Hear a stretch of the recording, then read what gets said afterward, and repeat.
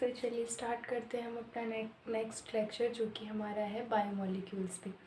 तो चलिए बात करते हैं हम बायोमोलिक्यूल्स की। ये जो है ये हमारा केमिस्ट्री का एक चैप्टर है क्लास 12th का। और इसमें जो हम बात करेंगे तो पहले हम कार्बोहाइड्रेट के बारे में बात करेंगे कि कार्बोहाइड्रेट होता क्या है। तो चलिए पता करते हैं कि कार्बोहाइड्रेट क्या होता है। जनरली ये प्लांट्स में पाया जाता है, जैसे कि हमारा केन शुगर हुआ, सेलुलोज हुआ, ये सब क्या है कार्बोहाइड्रेट्स है। लेकिन मेन बात है कि कार्बोहाइड्रेट को हम डिफ़ाइन कैसे कर सकते हैं, कार्बोहाइड्रेट कहते किसको है। तो चलिए पहले हम कार्बोहाइड्रेट का डेफिनेशन लिख लेते हैं कि कार्बोहाइड्रेट बोलते किसको है। The carbohydrate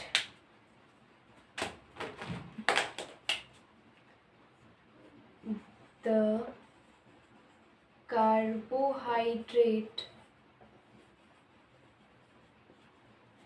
may be defined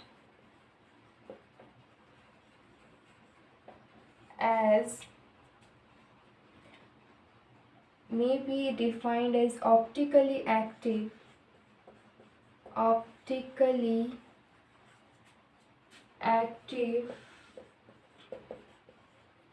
optically active polyhydroxyaldehyde और ketones, polyhydroxyaldehyde और ketones or the compounds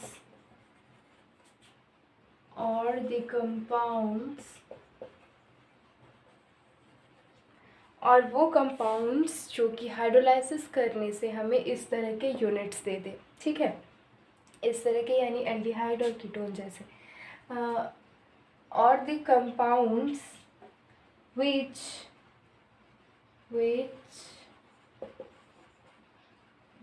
produce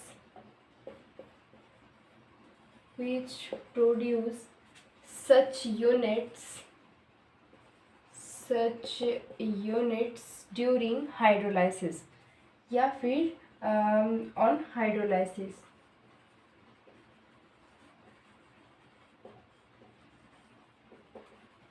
ठीक है, कार्बोहाइड्रेट किसको कहते हैं। कार्बोहाइड्रेट में be defined as optically active polyhydroxyaldehydes और कीटोन्स और the compounds which produce such units on hydrolysis. ठीक है, कार्बोहाइड्रेट होता क्या है, वो ऑप्टिकली एक्टिव पॉलीहाइड्रोक्सीएल्डिहाइड या कीटोन हो सकता है, या फिर ऐसे कंपाउंड्स जो कि हमारा हाइड्रोलाइसिस के बाद हमें एल्डिहाइड या फिर कीटोन जैसे यूनिट्स देते हैं। ठीक है ना। तो कार्बोहाइड्रेट मेनली कि सबसे पहले कार्बोहाइड्रेट का पहचान किस तरह से किया गया। पहले इसके लिए जनरल फार्मूला हुआ करता था, वो होता था CxH2O का Y। ठीक है, ये जो इसका जनरल फार्मूला हुआ करता था, मतलब कि इस फार्मूले में जो भी कंपाउंड बैठता था वो हमारा कार्बोहाइड्रेट है। जैसे कि हमारा मान लेते हैं ग्लूकोज C6H12O6। ठीक है, क्या ये हमारा इस फार्मूला में बैठता है? तो चलिए हम देखते हैं इसको। तो देखिए C6 और H2O का होल 2, क्या ये हमें हमारा इस क्या नाम है, इस स्ट्रक्चर में बैठता है? नहीं, यहाँ पे 6 बैठ जाता है अब। ठीक है ना, तो यानी कि ये हमारा एक कार्बोहाइड्रेट है। अच्छा, बात करते हैं हम अब एसिटिक एसिड की। क्या एसिटिक एसिड एक कार्बोहाइड्रेट है? नहीं, वो एक कार्बोहाइड्रेट नहीं है। ठीक है, क्या फॉर्मूला होता है CH3COOH। ठीक है, लेकिन क्या ये इस फॉर्मूला में बैठ जाता है? हाँ, जरूर बैठेगा। क्या होता है C2H2O होल ट्वाइस। ठीक है ना, ये जो है ये हमारा इस फॉर्मूला में बैठ जाता है। ठीक है ना, ये जो है ये इस फॉर्मूला में बैठ जाता है, लेकिन ये हमारा क्या है, कार्बोहाइड्रेट नहीं है। इसलिए ज़रूरी नहीं है कि अगर कोई भी कंपाउंड हमारा इस फॉर्मूला में बैठ जाए तो वो कार्बोहाइड्रेट ही होगा। ठीक है, या फिर ये भी ज़रूरी नहीं है कि अगर ये नहीं बैठता इस फॉर्मूला में तो वो कार्बोहाइड्रेट नहीं होगा। ठीक है, इसलिए कार्बोहाइड्रेट को इस तरह से डिफ़ाइन करना मतलब इस तरह से पहचान करना कि ये कार्बोहाइड्रेट है, इतना सटीक नहीं था। ठीक है, तो अब देखते हैं कि कार्बोहाइड्रेट को हम डिफाइन किए किस तरह से, इस तरह से। ठीक है, अब जो है कार्बोहाइड्रेट कितने टाइप्स के होते हैं, क्या क्या इसके टाइप्स होते हैं, चलिए वो पढ़ते हैं। कार्बोहाइड्रेट जनरली हमारा 3 टाइप्स का होता है, एक मोनोसैकेराइड और एक मोनोसैकेराइड, ओलिगोसैकेराइड और पॉलीसैकेराइड। ठीक है, मोनोसैकेराइड क्या होता है, ओलिगोसैकेराइड क्या होता है और पॉलीसैकेराइड क्या होता है। इसके पहले जो हम एक चीज़ पढ़ेंगे वो कि कार्बोहाइड्रेट जो है उसको 3 पार्ट में जब डिवाइड किया गया तो हम क्या बोलते हैं उसको, मोनोसैकेराइड, ओलिगोसैकेराइड और पॉलीसैकेराइड। यानी कि इससे एक बात तो पता चलता है कि कार्बोहाइड्रेट जो है इसको सैकेराइड के नाम से भी जाना जाता है। ठीक है, तो अब देखते हैं कि जो हमारा नॉर्मल लाइफ में जो कार्बोहाइड्रेट्स जनरली यूज़ होते हैं वो क्या होते हैं। जैसे कि सुक्रोज़ है, आप सभी के घर में चीनी तो होगा ही, सुक्रोज़ वो जो है वो हमारा एक कार्बोहाइड्रेट है। ठीक है, या फिर जो आप मिल्क पीते हैं उसमें लैक्टोज मिलता है, वो भी हम लोग का नॉर्मल डेली यूज़ कार्बोहाइड्रेट ही है। तो चलिए अब हम पढ़ेंगे कार्बोहाइड्रेट के टाइप्स को। एक तो है क्या, मोनोसैकेराइड्स। मोनोसैकेराइड्स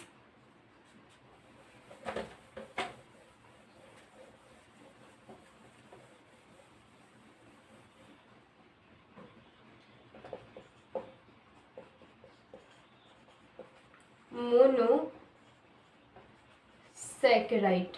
ठीक है, मोनोसैकेराइड होता क्या है, वैसे कंपाउंड जिनको हम हाइड्रोलाइसिस करने के बाद, मतलब जिसको हाइड्रोलाइसिस करते हैं उसके बाद वो हमें कोई ऐसा यूनिट नहीं देता है, मान लेते कि एल्डिहाइड या कीटोन का दूसरा हमें कोई यूनिट नहीं देता है। ठीक है ना, इसके एग्जाम्पल क्या है, जैसे कि हमारा है ग्लूकोज,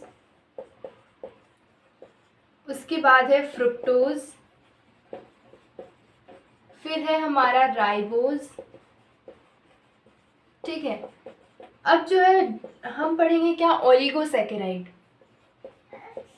ओलिगोसैकेराइड, ओलिगोसैकेराइड्स क्या होते हैं, ऐसे कंपाउंड्स जो जिन्हें हम हाइड्रोलाइसिस करते हैं तो हाइड्रोलाइसिस के बाद ये हमें क्या देता है कि 2 से लेकर के 10 तक के मोनोसैकेराइड्स देता है। यानी कि अगर मान लेते हैं कि एक जो कंपाउंड है वो टूटा दो मोनोसैकेराइड्स में टूटा तो उन्हें क्या कहते हैं, डाइसैकेराइड। क्या कहते हैं उन्हें, डाइसैकेराइड। अगर 3 कंपाउंड्स में टूटा तो उसे ट्राइसैकेराइड कहते हैं, अगर 4 कंपाउंड में टूटा तो उसे टेट्रासैकेराइड कहते हैं। ठीक है, इस तरह से जो है ओलिगोसैकेराइड 2 से लेके 10 तक के कंपाउंड्स में टूट सकता है, मतलब 10 तक के जो मोनोसैकेराइड्स में टूट सकता है। अब जो है पॉलीसैकेराइड्स हमारा तीसरा क्या है, अच्छा इसका पहले एग्जाम्पल देखते हैं। इसका एग्जाम्पल में जैसे है कि हमारा है सुक्रोज, माल्टोज। अब जो है हमारा पॉलीसैकेराइड,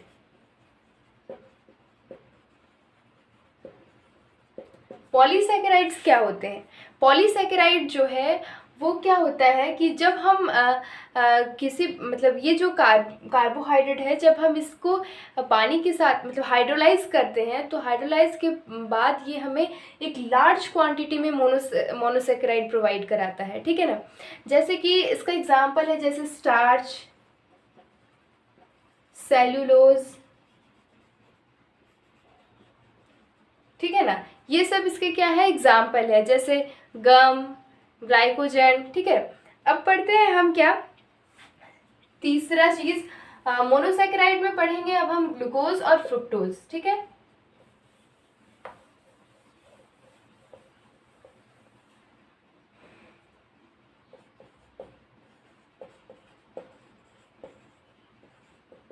ग्लूकोज, ग्लूकोज क्या होता है, नॉर्मल जो हम राइप फ्रूट्स में, हमारा राइप जो ग्रेप्स है उसमें हमें, या फिर हनी में, या फिर स्वीट फ्रूट्स में हमें क्या मिलता है, ग्लूकोज मिलता है।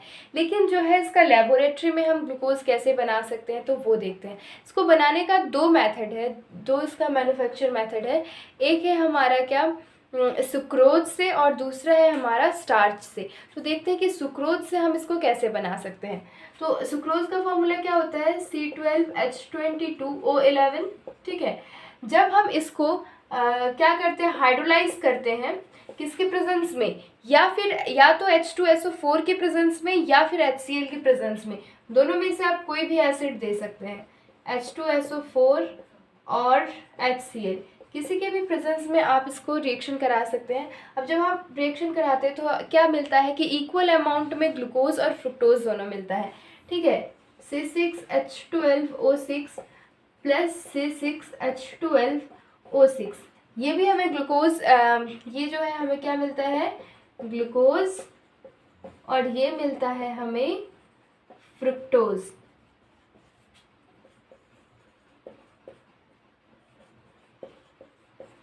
ठीक है, अब जो है ये तो हमें पता चला। अब दूसरा जो है कि हम स्टार्च से कैसे बना सकते हैं ग्लूकोज को। ठीक है, तो दूसरा मेथड जो है हम स्टार्च से, स्टार्च का फॉर्मूला क्या होता है, C6H10O5 का होल N प्लस NH2। जब इसको हाइड्रोलाइज कराते हैं तो हमें क्या मिलता है, किसके प्रेजेंस में हम हाइड्रोलाइज कराते हैं, H2SO4 के प्रेजेंस में।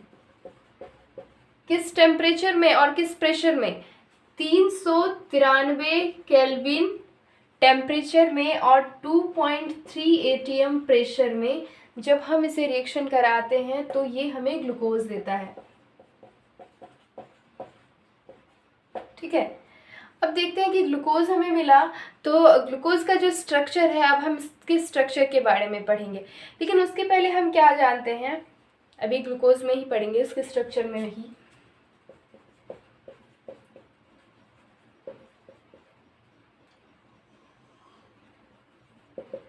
स्ट्रक्चर में हम क्या पढ़ेंगे, पहला पॉइंट हम क्या जानते हैं कि ग्लूकोज का फॉर्मूला क्या होता है, ग्लूकोज का मॉलिक्यूलर फॉर्मूला, क्या होता है ग्लूकोज का, C6H12O6 ये होता है।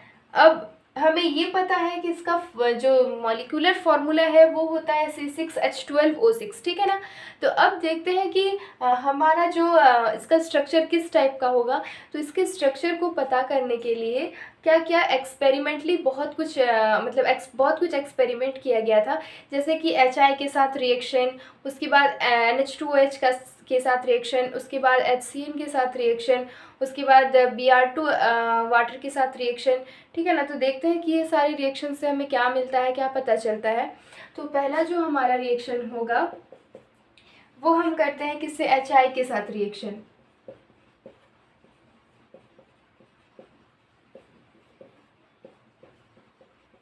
ये जो है ये हमारा ग्लूकोज है, क्या है, ये हमारा ग्लूकोज। ठीक है, जब हम इसके साथ HI के साथ इसका रिएक्शन कराते हैं और क्या देते हैं इसमें, हीट, तो हमें क्या मिलता है, एक नॉर्मल स्ट्रेट कार्बन चेन मिलती है। ठीक है ना,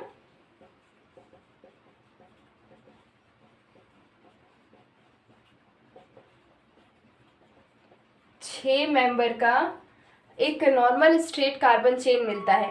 और इससे हमें क्या पता चलता है, इस चीज़ से हमें ये जो प्रोडक्ट मिला, इस चीज़ से हमें ये पता चलता है जो ग्लूकोज है, ग्लूकोज में जो कार्बन है वो क्या है कि एक दूसरे से जुड़ा हुआ है 6 कार्बन स्ट्रेट चेन में। ठीक है ना, तो अब दूसरा देखते हैं कि जब हम इसके साथ ग्लूकोज के साथ जब हम NH2OH से रिएक्शन कराते हैं, उसके बाद HCN के साथ रिएक्शन कराते हैं,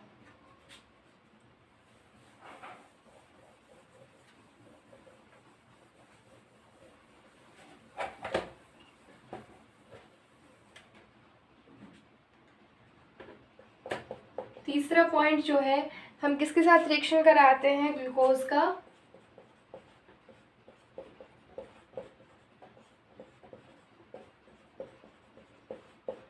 NH2OH के साथ अगर रिएक्शन कराते हैं तो हमें क्या मिलता है।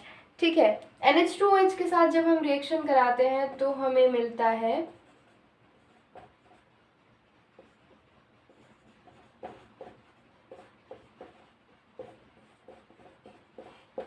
ये प्रोडक्ट मिलता है, ये प्रोडक्ट मिलता है। और इस प्रोडक्ट का नाम क्या है, ऑक्सीन। क्या है, ऑक्सीन। जब आप क्या नाम है, एल्डिहाइड और कीटोन वाला चैप्टर पढ़ेंगे तब आपको ये रिएक्शन के बारे में पता चलेगा। इसके बाद जब हम HCN के साथ रिएक्शन कराएंगे तो जब साइनोहाइड्रिन बनेगा तो आपको पता चलेगा ये सब रिएक्शंस जो है एल्डिहाइड और कीटोन चैप्टर में न्यूक्लियोफिलिक सब्स्टिट्यूशन में है, ठीक है ना। तो ये जो है इससे क्या पता चला कि जो हमारा ग्लूकोज है, ग्लूकोज में एक क्या है, कार्बोनिल ग्रुप प्रेजेंट है। क्या पता चला कि इसमें जो ग्लूकोज है, ग्लूकोज में हमारा एक कार्बोनिल ग्रुप प्रेजेंट है, ठीक है ना। एक कार्बोनिल ग्रुप इज प्रेजेंट, ठीक है ना। ग्लूकोज में जो है हमारा क्या है, एक कार्बोनिल ग्रुप प्रेजेंट है। अब देखिए जब हम इसका HCN के साथ रिएक्शन कराते हैं तो हमें क्या मिलता है,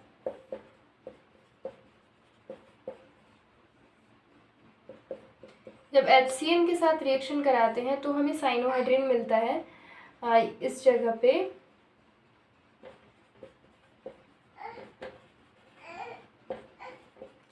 ये जो हमारा क्या मिला यहाँ पे, साइनोहाइड्रिन मिलता है, ठीक है।